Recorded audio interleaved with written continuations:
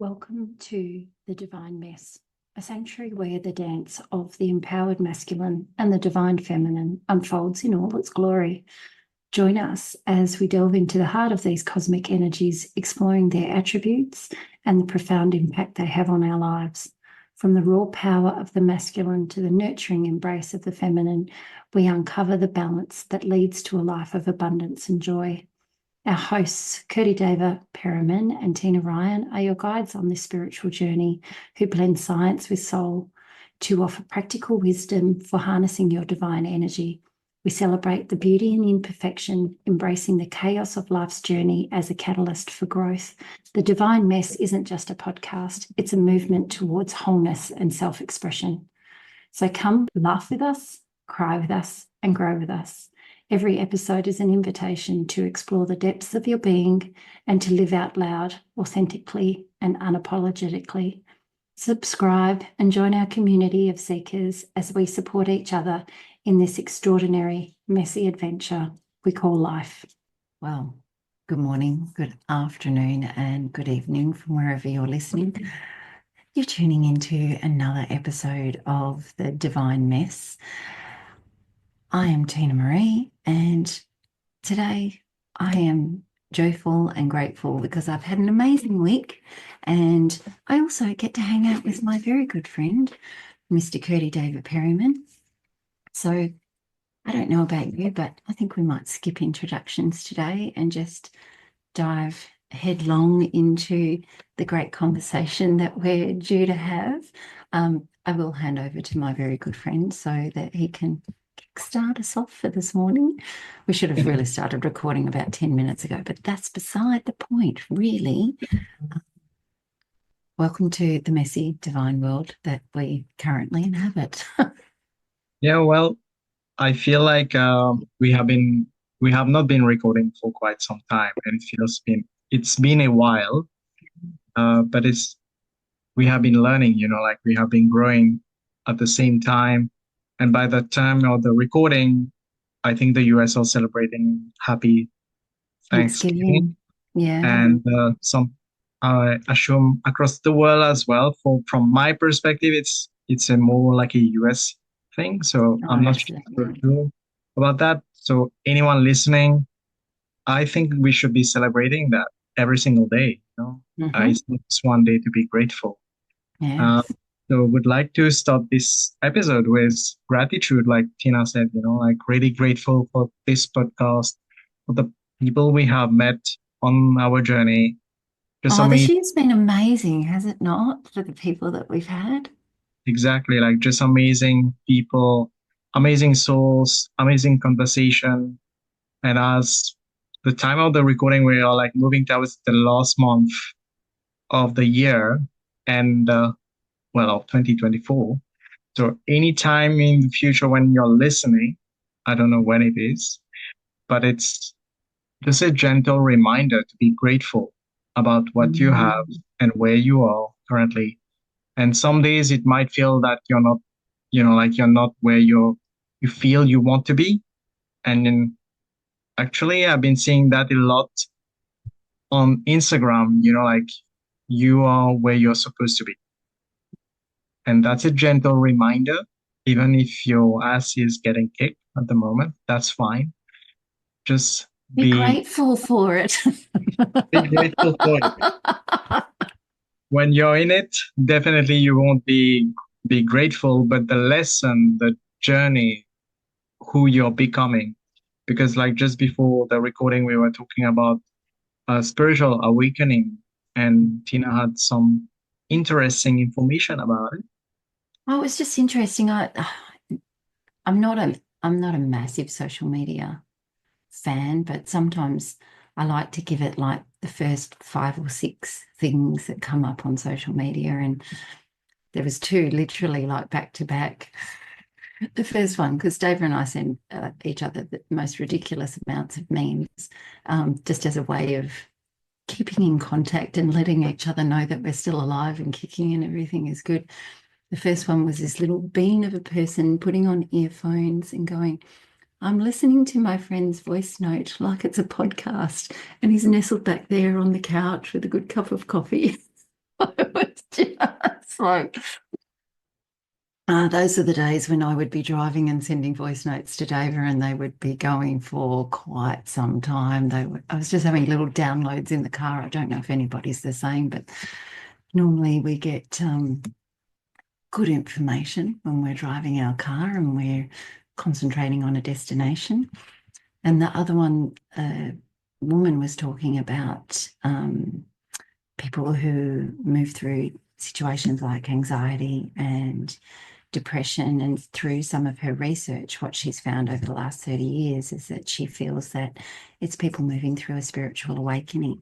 Because when she had scanned these people who were moving through these different mental health scenarios, what she found is that the back part of their brain would light up, and it was in the same resonance as Schumann's resonance. So she was saying they're just coming into their own true self and level of consciousness. And we were discussing before we press record, which is crazy. So we should just press record these days. Um, we've all been taught over time that this person is this and this person is this. And when they, show up with all of these symptoms and scenarios, and this is the box that we put them in. But what happens if we blend mental health care with spirituality? What happens if we find a balance between the two where we're not so ready to label somebody? And you know how I feel about that. What happens if we investigate more and we ask more questions, and we're in such a band-aid type scenario where, my son went to the doctor 3 weeks ago, and the doctor actually didn't listen to what his challenge was and just gave him one thing when she actually wasn't listening to the actual symptoms and issues that he has. And I think that's a problem across the board. And I even find it in the role that I'm in now. If we don't truly listen to what someone is actually telling us, how can we help them solve the challenge? Or how can we help point them in the right direction if we're not being present and in the moment, and we're not trying to race to provide a solution or race to provide an answer for somebody because we feel that they're coming to us because they're looking for an answer. But that's where we're putting our ego first and thinking that we have the answers for those people, when actually maybe if we pulled up the couch and grabbed a really good cup of coffee and we just put tape over our mouths, or we just zipped it and we just sat and we listened and we allowed these people to download, and sure, interject with, that's interesting. Or why do you think that? Like I do with my teenage sons, which really infuriates them. I think we might find that people come to resolutions all by themselves. It's an interesting thing to realize that we all have the answers within ourselves. We're just not prepared to look deep enough to find the answers. We want to go to counselors and doctors and mental health professionals and chiropractors and physiotherapists and you name it, coaches, mentors, whatever, because we feel people on the outside of ourselves have the answers, when all perhaps maybe we should be doing is redirecting people back to themselves. So that's my download for the morning. That's my wee little share today. Yeah, well, But coming from someone that's trained in that sort of department, I would be interested on your thoughts. for me, being trained in psychology, I always struggle in the sense that they always say like there's something wrong with someone. You need to fix. You need. There's always a theory saying why you're broken or why you're wrong, why you're doing this. And being in that field for over the past 10 years, I always had this practice anyway, even if I was training. I always believed that people have their own answers. So no matter what the theory was, I always asked them, what do you think? Or what do you feel? What do you think is better for you? Not for the other person or for me, or even to please me, or even, as a counselor. Because some people who came to my practice, they say, oh, I wanted to be strong for you today. And I was always like, what do you mean by that? Say, they always say like, oh, I wanted to tell you the good things, always the good things and not focus on the bad thing. And I say, then you will spend the rest of the week focusing on the bad thing. Because let's say they came for the first session and then you give them some practices or rituals to do, and then they go back and they didn't do it as well as they think they should have, and they question that. And for me, I always go back to, well, take it one step at a time and you have the solution. And I always made it clear in the first session that I'm not here to fix them.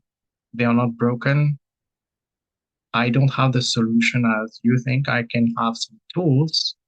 Maybe my toolbox is a bit bigger compared to yours, has more tools because I have been reading a bit too much by that, or researching or trying any modalities that can help you. But it doesn't mean like, because it's about finding your own tool. It's about creating your own toolbox. When you get triggered or why and explore deeper with uh with that feeling. So for me, it was always about creating that space where they can actually relax and be more calm and actually reflect. So that's how I always seen it as a practice. But I know from my colleagues, they will always speak in terms of, so which theory have you used, which technique you have used. Like when this person, like for example, if you look at the cognitive behavioral therapy, it doesn't even, I can't even say it, pronounce it well now, CBT. So they will say they have a framework called the ABC. So it's like activating trigger, whatever it is, and then goes that behavior. So my colleague will actually speak in those terms. And I will always look at them blank because I don't remember the theory as such. And I never focus on that such. Because for me, it's just a framework. It doesn't mean if I explain someone the theory and I give them like a lecture, for some people it might work, but not for everyone. And people nowadays, they just want simple terms, like simple practical tools. And that's what people are looking at. And I feel like that safe space, people are looking for that. And they don't want to sit by themselves, with themselves. So as a healer, I feel like that's what we offer, that safe space where people can actually sit with themselves to start with, to learn how to be comfortable with that, and then go back and practice it on their own to understand that they have the power within themselves. But I was very clear about that within myself since day one, since I started. And I always challenge my lecturers on that because I don't say that I don't believe in those theories. I can see how it makes sense. I come from a science background with my dad being physics teacher, and it's like in my DNA to look at facts, to research about things. However, for me, it's like, what, who are you like deep down? It's about exploring who truly you are and getting to know you on a deeper level, not on the surface. Because often in the first session, my when they tell the surface story, I always say, so what are you not telling yourself? Or what are you not telling the world? And then they will have that blank stare. Give them some minutes, and then they will tell you the real story. And it depends on people. Sometimes I will say, well, cut the bullshit and just tell me the truth. Yeah. And I'm very blunt with that because often people come to therapy thinking, well, there's someone to fix me. That's the first myth to break, like you're not broken. You don't need to be fixed. And it's a mindset. And I know like in that field, it has shifted, I would say, like in terms of positive psychology coming into play with, I know Tony Robbins started that movement as well, like contributed much to that movement in terms of coaching as well. But it has shifted to say that, well, actually, you have the solution. There's a more brighter side to you. There's not only the shadow side, because the side, sorry, has been like bashed for years. Like people has been really uncomfortable with that. But it's about understanding that you can be comfortable with the shadow along with your light as well. Because when we tend to focus just on the shadow, then we are like, okay, there's no light in that, or we have to be the light, you know, and people forget that. So I feel like as healers or coaches, whatever label you want to label yourself, if you just offer, like Tina was saying, with a cup of coffee and put the tape on your mouth, do that if you feel like, like just offer that space. You will see what come out of people. Like it's so magical what can come out. They can have brilliant ideas, but they don't know how to act upon it. Yeah, and that's my take, my perspective on that. It's interesting though, when we see situations, we see them very one-sided, but life is duality, right? Life is that there's always two, possibly three, possibly 20 different versions of how you can look at something. And the thing is, so often we look in relationships and go, well, he's always angry. And, I would wish that he was more loving or he was more kind or he was more generous. So not only do we condemn them for the behavior trait in which they display openly, because that's the only way they understand how to show their feelings and their thoughts, but we also then condemn them for what they're not being. We condemn them for the fact that they're not loving or they're not kind or they're not generous, or I wish he would be more like this, or I wish he'd be more like Jen's husband, or I wish he would be, more like Beth's partner. He's always so generous and warm and loving. But we have to take a really good look at the characteristics that this key person in your life displays to you.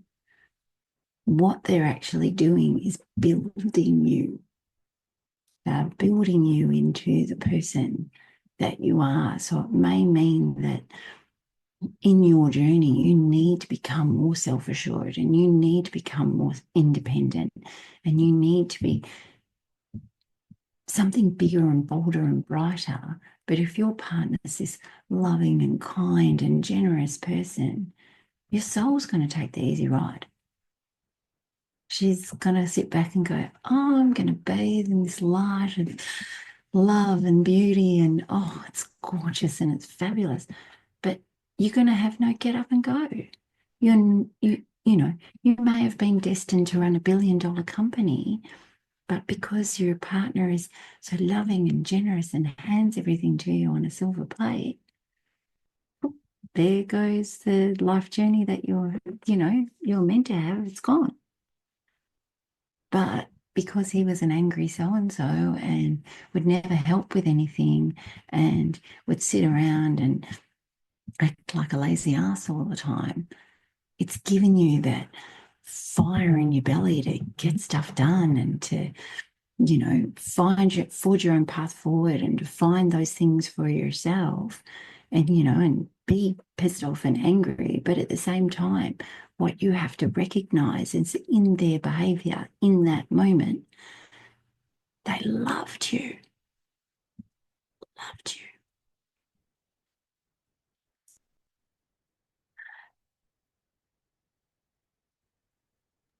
My own Okay. wake up moment, but they did. They loved you. and you wouldn't be the person that you are having divine, amazing conversations if they weren't. Oh, I was meant to have this when I did the work on this 3 days ago, and it didn't come, and now it's coming. So I'm like, okay, I've done the work. It's good. It's, That's the beauty. That's the beauty of inner work. You never isn't know it? when it's going 'Cause to you're hit you. That writing and you're writing and you're going, and my mentor says, if there's not a tear rolling down your cheek, you haven't written enough words yet. I'm like, oh, maybe mine is not the writing of the words. It's the it's the speaking. exactly. It's beautiful. It's beautiful what you shared, when you're letting it out, releasing, it's making space for something new. And that's the beauty of having space. Mm. That's a prime example. We were just talking about that like a few minutes ago. There you go. There you go. And And it happened live for all your ears to hear. Um, yeah, so and yeah, it's interesting, isn't it, to have that space and to have someone to share it with. Much better. well, you're sharing it with the world. So Uh, here we just go. We'll just forward that tape onto the ex-husband and go, you might have been a pain in my ass, but thank you. Thank you for all the help and the assistance. That's good. yeah, But that yeah, it, it take a lot of forgiveness, courage, guts, um, self-awareness, I would say. Because just to look oneself in the mirror, because on your healing journey, you learn that every person that you meet is a somewhat a reflection of who you are, exactly. but when you're in the moment when you're in anger or frustrated or sad with that person, if I tell you that, you will like literally punch me, It would Or get a little bit like there that. will be all kind of swear words, but when you've done the work, you actually reflect that. It's not when people say that, it's not in this lifetime. Maybe it's in the past life as well. That something happened, that it was a reflection of. Because I feel now um, that we are like an accumulation of those past life, of those, like little gift that we have been given. And that's why when you do the inner work, you start remembering things, you start seeing things, because we have people coming in here and say, like about lucid dreaming, for example, thinking of that and coming and sharing those experiences, even getting access to your Akashic record where you can see your past, present, future, well, potential future, I would say, in that as well. Choose your own adventure, right? Yeah. And it's that journey that teach you how to forgive, but more importantly, it's not forgiving the other person, it's forgiving you and Mhm. different aspect of it, different version of Yeah. you know. I was listening to It's the one. yesterday version, right? It's the Yeah, person that you were yesterday because you've taken that stuff on and you've yeah. learned something about yourself. And it's very interesting when you go back and you hang out with people that haven't seen you in a long time and they Mm. just go, what's happened to you? Like, or they walk past you on the street and they don't recognize you because you That's the just best compliment. vibrate. Oh, I know, isn't it? Vibrate at a different resonance. And it's like, because inside you're going, oh, should I approach that person and say hello? And then they walk right on past you. Nope, not meant to happen today. But it's just beautiful when you get those, you hear that, or that like especially if you go to school reunion, and you see, because in some of the movies, I saw that like they go to those 10 years, like 10 years or 20 years. And it's interesting how people change and they're wondering where you are. But nowadays we have social media. Yeah, they can actually see you if they want to, if they remember your name, or even if they try to picture how you are now. And it's the best compliment, to get, I don't recognize you. And it's term of your energy, then like, yep, the inner work is happening. You don't sit. We don't sit. And it can happen to any time, and when it's Mm. meant to be released, when it's meant to be uh, you know, release and surrender to it. You have to surrender to it. There's that beautiful word. I'm just going to embrace it and wrap it up like my favorite baby. And I'm going to rock it and love it and be happy with it. Mm. Hmm. And exactly, that's what we need to do in those moments, and be kind to you, be compassionate to you, because sometimes when we see those parts, and we are like, oh no, why this happening right now?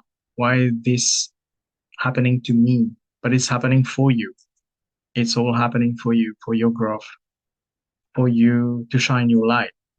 And those aspect of you need to be released with compassion, with forgiveness, with love, to make space for new, the new you, the real you to come out.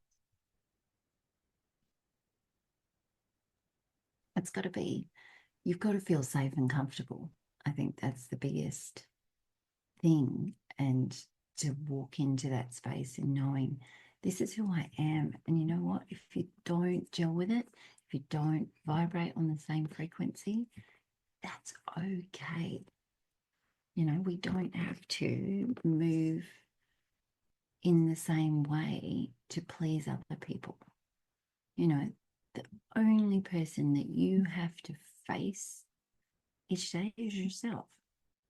You just have to be able to feel comfortable looking in the mirror, brushing your teeth with the opposite hand and saying, I love you and I think you're fucking awesome and you're doing a great job, even when you're in the depths and the dark spaces of raising teenage children or dealing with staff or a boss that drives you completely up the wall.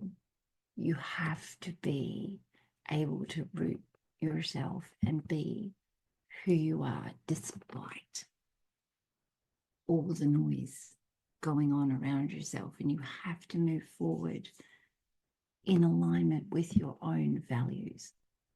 I think that's probably one of the biggest things that I've picked up this year is being in alignment with who I am and not allowing other people to throw me off course. Whether that be my children, whether that be my partner, whether that be my staff, whether whoever that is, this is me. This is the course I'm on. Come with me or don't. It's okay. Or you do you. If you want to do noise and chaos and drama and all that stuff, that's fabulous, but I'm not going to pay attention to it.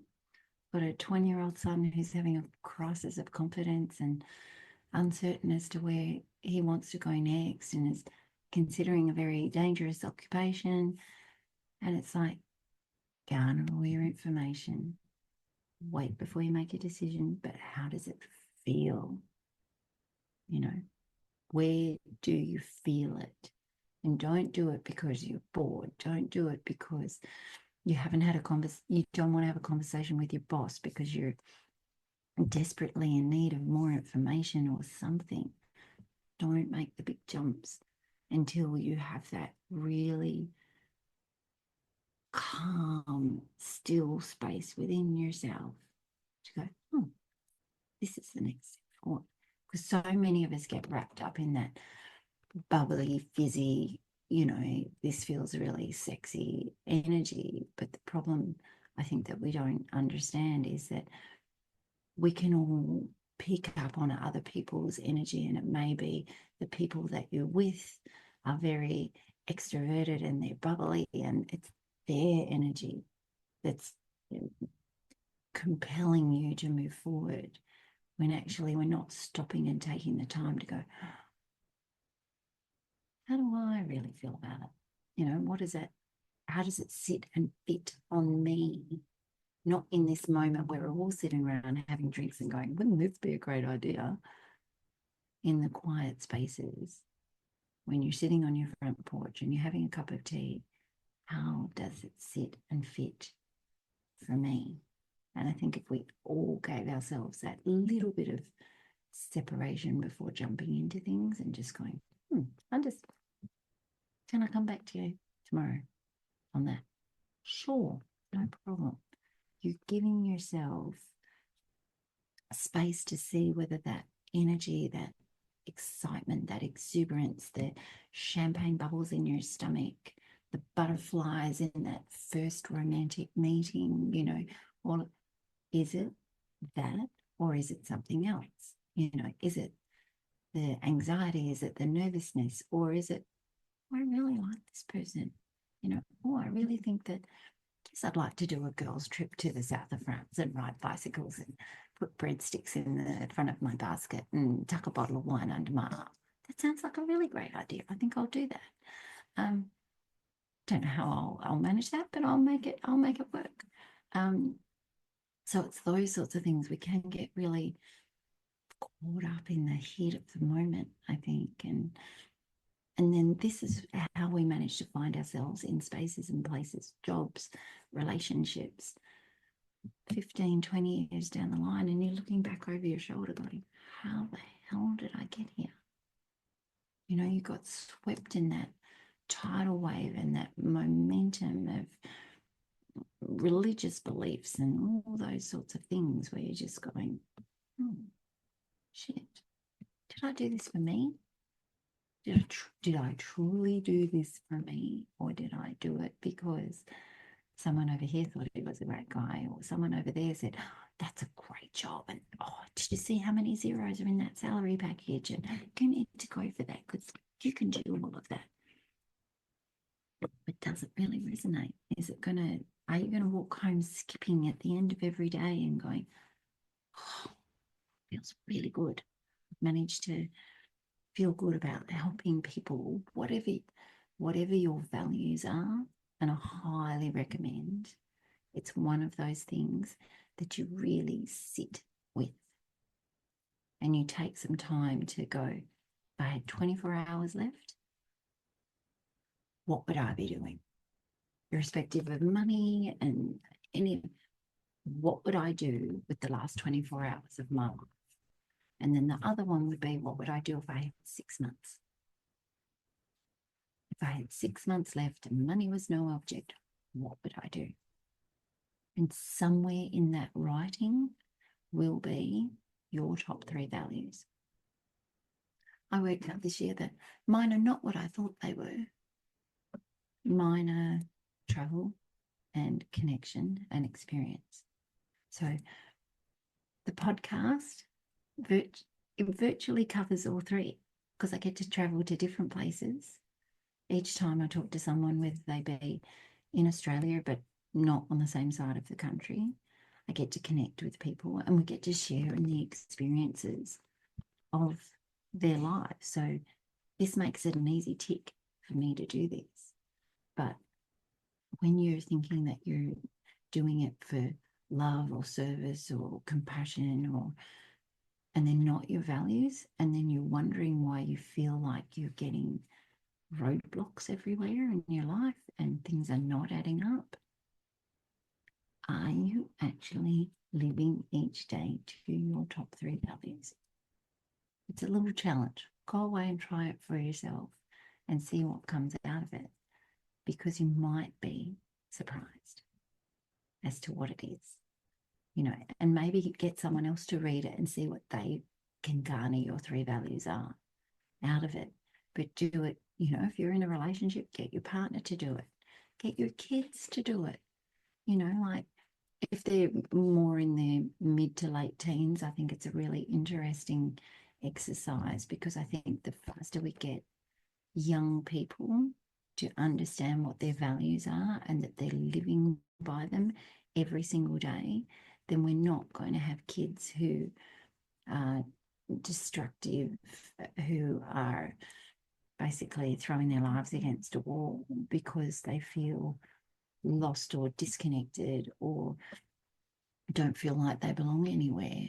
When they're living to those values, you're going to find them more productive. You're going to find them, as society, just moving so much faster when they get to do that.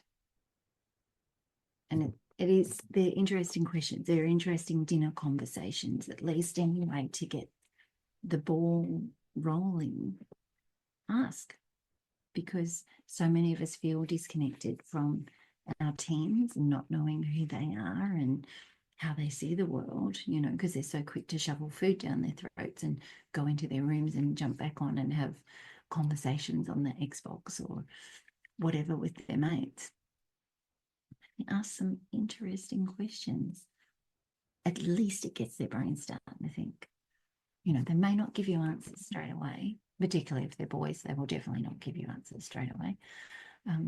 But at least they will ponder on that for a while and then come back and go, now, how do I do that thing we were talking about at dinner? It might be a week, it might be 2 weeks, it might be 3 months from the time that you have the conversation. But at least you get them thinking about something more than scrolling on social media and playing on the Xbox. Well, it's planting the seeds, you're just planting those questions that will make them reflect. Maybe even it will take longer, even when they go to think about their career, then they will think about those questions. Because at this point in time, it's not as important for them in their world. Because definitely they are not talking about it on Minecraft or Fortnite, about those questions. They're not having those Or Call of conversations. Duty or like They it's are just having move there, do this. they are having other kind of fun, and that's a beautiful question. I feel like I especially like the one where you have 24 hours. I like that question when we talk about that like a few weeks ago, and I really enjoyed that question to write it down, like to do. And I think on the following week, I was watching something on YouTube, and it's related to a Mind Valley uh, teacher, I would say. And she said, like, write down the perfect day. Write down the perfect day. How do you Same view? sort of thing, isn't it? Yeah. It's a different way of seeing it, but it's the same question at the core, and that's how it is. I feel like because earlier we were talking about I was sharing about the different frameworks, but at the end of the day, if you don't sit with yourself, and that's what I tell the clients as well, you can't go to a coach or a therapist and expect them to do the lifting and you get lean, you get ripped, you get your, like the six pack. So you have to do the work as well, which means to anyone that you're going, they are going to ask you the same question in different form, in different language, but at the end of the day, it's all going back to you. It's all about sitting with you. And I think Gabby has an Audible, Your Own Guru, which came out during the lockdown. She wrote that as well. And I think it's a 6-chapter thing. Like it was a short Audible. And there as well, it's like the universe will always guide you back to you. Like when you were speaking earlier, there was one chapter that came clear to me was invisible guidance is always present for you 24/7. It's always there. Like how we have the customer service for any product or services. It's like a 24/7. Doesn't take days off. There's no public holiday or whatever. It's always there. And you just have to ask. You have to ask. And sometimes I feel the divine, like most of the time, is like it asks those questions for different people. And until you get that question, until you understand the question, it will come back to you. Just like on Instagram or Facebook or TikTok, whatever you are on, you keep seeing those same quotes. Sometimes for the same on the same day, you say, "Wait, I have seen that 3 or 4 times now." Okay, there's a message for me clearly. Universe is like clearly me knocking on my door and will probably smash me down, and just to let me know, well, this is your message of the day and you're not getting it. And Are you awake? Are you awake? It's like a 2-year-old coming and tapping you in, at the beginning of the day. Are you yeah, awake, mummy? Are you awake? Yeah. yeah. And that's where you need to sit with you. You need to Mm. sit with you. No matter how many courses you go, no matter how many teachers you go, at the end of the day, you will have to sit with you. And that's where the greatest teacher will come. That's where the greatest insight will come for you, Mm. that is meant for you, for this lifetime, for this journey, and maybe to help in your future lifetime, to heal now. And that's what happened when you're having those conversations, like on the podcast, it triggers something in you, and oh, this is the message I needed to hear today. This Mm. is what I'm meant to be doing, even. Like when you Yeah. talk about the values, and our values are kind of similar, like in traveling, but for me, it was more the cultural experience. But Yeah. other than that, it's pretty much the same.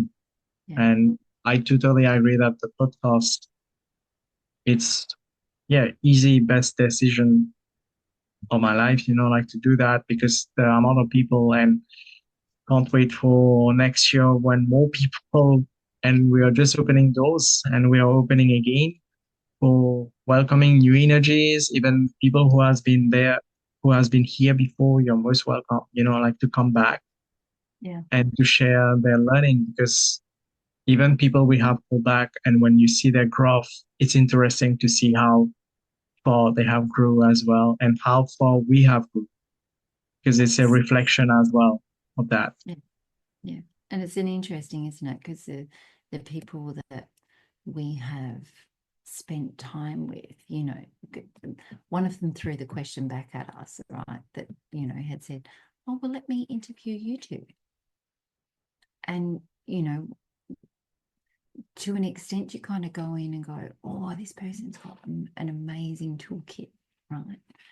Their skills and their abilities are just inspiring. And then when they throw it back at you and you kind of have this ego moment of going, "Oh, I don't measure up. Oh, that's not, I don't have those skills and abilities." But I think what it's showing you is that, yeah, you do, and all you've got to do is just kind of tap into the right section in the filing cabinet, because it is available to everybody. Their awakening has just opened up that section of the filing cabinet. Mine opened up my own section. It opened up my ability to be intuitive and to speak truth and to do the things that I can do without thinking about it. I think that's the interesting thing. I think you have these skills and then people ask you, "Well, how do you do that?" Or, "Can you write a procedure manual on how you come to be that person?" It's like, no, I just can't. I mean, really, if you go back and you recount the story of your life, because I've also had to do that this week, it's just like, oh, sometimes things get muddled, right? The order of stuff gets muddled in your head, but you can pick out the points in your life where certain things went ping, that went, it's like someone's flipped that light switch on, and then that light switch went on, and that one went on. The thing is, we just do who we are, but a lot of us I would say, in this community are a little bit wary of standing out and flying our little freak flag out there and going, "This is me and this is who I am." But it's okay. Like, I think for so long and for so many generations past, there was social consequences for us saying that, we were great herbalists and we were great healers, and You know, we were great seers and we could, interpret somebody's fortune or their life moving forward. So we did it behind closed doors and we did it underground and we did it in spaces where other people couldn't see, and we were quite secretive with the gifts that we've been given. But I think now, moving into this age of Aquarius that we're moving into is now the right time and space to be comfortable and okay with being uniquely you, being just exactly who you're meant to be, the little bit of spice and a little bit of sass and a little bit of woo-woo magic, as my boys call it. Whatever your flavor happens to be, whatever your gifts are, was another one I sent to Dava. It's like a pear tree doesn't give off pears for itself. The pear tree gives off pears for the people that walk past it. Don't withhold your gifts so that pears die at the bottom of the tree. Share your gifts willingly, because then they give off life to other people. So I thought that was a really fascinating analogy the other day. Was just like really resonated, like some people go, no, don't do me a lot for other people, and don't hide your gifts and all the rest of it. But then sometimes I'm an extremely visual person, and to see that in my head was just like, you have one of those divine God moments where you're taking that really big deep breath and it's like your third eye just went ching. Woke up and I went, okay, I won't. Yeah, and also not everyone loves pears. Like no, apples are good too. Oranges, lemons, exactly. grapes. We all love grapes in different forms. Sometimes in a glass. We all have our And that's unique why ways. she's having just after that call at 8 in the morning. No, definitely not. No, I'm off the booze, off the coffee, off the sugar, off the Yeah. everything. Mental clarity diet for this next journey I'm going to be walking on for the next week. So yeah, and we are looking forward. We are looking forward to hear that, to hearing that a little bit more.